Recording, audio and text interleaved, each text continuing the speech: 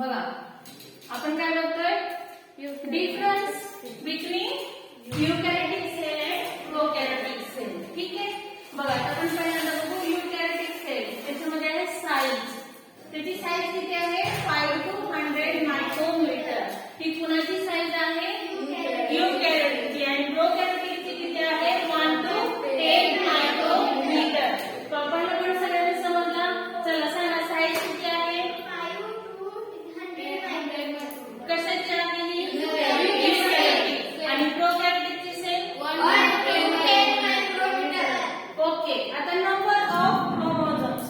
Chromosomes means गुणसूत्रे. आता त्या गुणसूत्राचे नंबर्स किती आहेत मोर दॅन 1.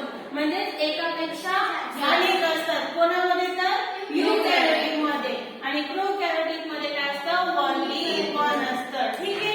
नेक्स्ट बघा nucleus with nuclear membrane nucleolus and nucleoplast. आणि ह्याच्यामध्ये जे न्यूक्लियस आहे ते कसं असतं त्याला काय असते न्यूक्लियर मेम्ब्रेन असते. अजून काय असतं न्यूक्लियोलस असतं सेंटरला. आणि दुसरं काय असतं न्यूक्लियोप्लाझम असतं. आता ह्याच्यामध्ये काय बघा न्यूक्लियोइड रिझल्टिंग न्यूक्लियस. ह्याचे न्यूक्लियोइड कसे दिसते न्यूक्लियस सारखं दिसतंय. ठीक आहे. Next mitochondria and plastid. काय आता मायटोकॉन्ड्रिया अँड प्लास्टिड काय यूकॅरियोटिक मध्ये प्रेझेंट असते.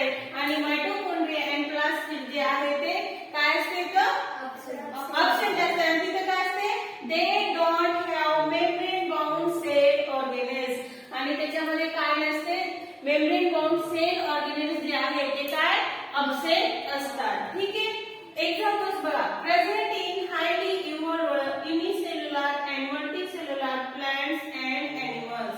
हे कुठे प्रेझेंट असते तर युनिसेल्युलर अँड मल्टीसेल्युलर जे प्लांट्स आणि एनिमल्स आहेत त्याच्यामध्ये काय असते प्रेझेंट असते. आणि प्रोकॅरियोटिक मध्ये एक्झाम्पल काय असते